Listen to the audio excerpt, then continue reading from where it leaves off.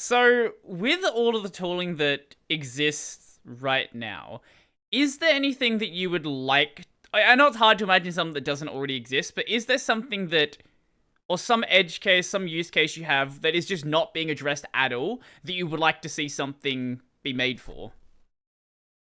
I would. I've actually had a discussion in your Discord server with someone who's writing a Wayland compositor. I don't remember their name, and they're writing like a Wayland compositor or a display manager or something in PHP. So, Oh, um, no, I know who you're talking about. It's the Psycho writing an Xorg server in X11 server in PHP. well, anyway, Yeah. they had this idea of adding multiple mouse cursor support to their display manager. So Okay. you plug in a second mouse and you get a second mouse cursor. Kind of like the Wii remotes on the Wii, where if you have two remotes plugged in or whatever, you have two cursors that you move around and they're numbered and they represent different players. That genuinely would save so many accessibility issues for me when playing Okay. games specifically. Because a lot of games that I play are 3D games. I like my open worlds. I like driving around and stuff like that. I like my Grand Theft Auto. And I like my Cyberpunk. But because they are shooters and 3D games, they lock the mouse cursor to the center of the screen.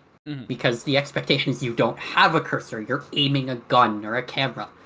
And the problem is, a lot of those game engines are custom and they're made for the game specifically, and the UI systems generally have custom cursors. I don't know about Grand Theft Auto 5 because I honestly play it on console, but Cyberpunk 2077, the Red Engine has a custom cursor. And they, even when you're navigating the menu, when you're doing a lot in Cyberpunk, because you're managing your inventory, you're crafting things, you're reading data shards that you stole off people, you're hacking. There's a lot of reading in that, and I need to be able to zoom in, but because their custom cursor is done in engine, they still lock the OS mouse cursor to the center of the screen. Right. Even in the UI. So when I try to zoom into Cyberpunk, my compositor thinks my mouse cursor is in the center of the screen, and that means that I cannot pan it at all. So being able to have some kind of system where instead of alt-tabbing out of the game, because maybe I want to zoom in while playing the game. Like maybe I want to look at the mini-map or the HUD elements to read some mission objective or something. Instead of alt-tabbing out of the game, which would lose keyboard focus and I wouldn't be able to play, I would want to be able to have like a button on my mouse that switches between one cursor that's like locked to the game, and then a second cursor that I can interact with my desktop with.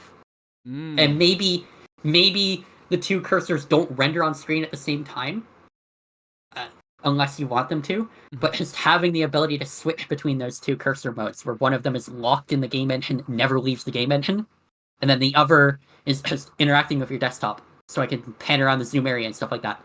That would be lovely. That does sound... Yeah, that is a really cool idea, isn't it? Huh. Actually, what is the experience like for you playing these games? Because Look, I'm a bad enough driver and I can see. And I'm bad enough at shooting and I can see. But what's it like for you? Well, I'm about to send you a screenshot. Okay. I have to find it. It won't take me too long, but I have to scroll up in a chat. Of me playing Grand Theft Auto San Andreas. Just found it. Just copying the image now. That's a good choice of game, by the way. Very good. I was playing it on PS5, and this is a screenshot of when I was running Windows. It's a screenshot of both my monitors. And what I have set up here is the right monitor, which is more vibrant and more colorful to me, is the game. That's an OBS capture of my PS5, and I'm playing the game through that, so I can zoom into the PS5 and stuff like that. Okay. The left monitor... makes sense. I was confused when you said you were using the PS5, because there'd be no way to zoom that. That makes sense. Yeah. The left monitor is the minimap. Okay. A giant zoomed in view of the minimap. So what that lets me do is when I'm driving around, like I'm a hit driver no matter what, because I'm not going to see the other NPCs coming. I'm going to crash anyway, and I've kind of embraced that. Mhm. So whenever I'm playing the game and driving around to a mission, Mhm.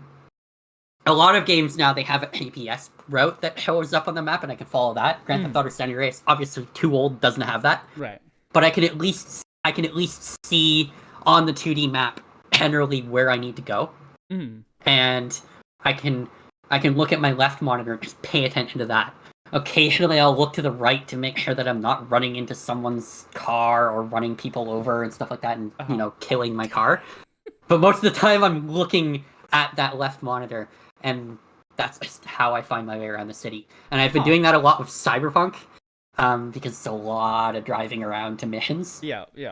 And it's been really helpful. And Cyberpunk is really nice about it because it's one of the only games I know of that actually has pedestrian GPS. So when you're on foot, instead of it just drawing a straight line to wherever you need to go, it actually figures out the sidewalks and the staircases and everything that you need to walk through to get to where you're going. And I can follow that. So I can actually walk through Night City without ever looking at the game. Maybe I put a few dozen people around in the process and get people mad at me, but I still get to where I'm going. I'm sure the missions that are, hey, get this vehicle to this location without it being destroyed, always need a couple of retries. Yeah, Saints Row 4 is really bad for that. They have their vehicle physics in general are very bad. Oh, yeah, no, they're wonky. And I don't know if it's like the whole narrative of the game being in a simulation and things kind of being corrupted, but vehicle engine sounds are very important to pay attention to when you're blind. And Saints Row 4 half the time just doesn't play them. They don't sync up with what the car's doing. I will be braking at a full stop and the engine will be revving. And that's something that Cyberpunk 2077 2.0 is really nice about, is they have DualSense support on PC now. So when I'm driving around, not only can I hear the sound of maybe I've gone off-road by accident, I'll hear like the grinding and stuff of the dirt or whatever, but I'll feel it on the actual trigger. I will feel the resistance, and it makes it so much easier to moderate how fast I'm driving and keep myself going, staying on the road and in the right lane. It's amazing. I had never thought of that as an accessibility feature. Yeah. Because I hate it. I find it really annoying. But that, Well, I mean, when you think about it, when you don't have it's the same reason that I like my keyboard being Cherry MX Blue. A lot of times when I'm typing, I don't have the visual feedback to tell me that I pressed a key. A lot of fonts, are very wonky with how they display while zoomed in. And, with how far I zoom in, I maybe can fit like 3 or 4 words on screen before I have to pan the screen around. So making typos is the thing I do often. And so whenever I'm on a linear switch or an older rubber dome switch, sometimes I will press the key, but I'm not confident it actually pressed in. Or maybe I'll press 2 keys at once, and I don't have that visual feedback. Whereas with a Cherry Blue, not only do I actually feel the click of the switch activating, it's very tactile, but I can hear it.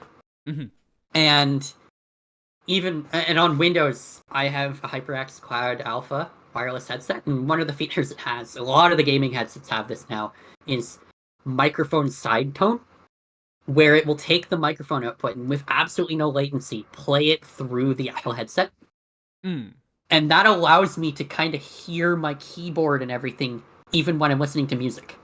And that is really helpful for me. Can't do that on Windows or on Linux right now, unfortunately. I've tried it with Pipewire, but there's latency because it's being done in software. Yeah. Maybe you could do some funky stuff with Jack? Maybe. Maybe? Jack's a I lot don't know. lower latency. So it's maybe possible. I don't know if it's gonna be low enough that it's viable though.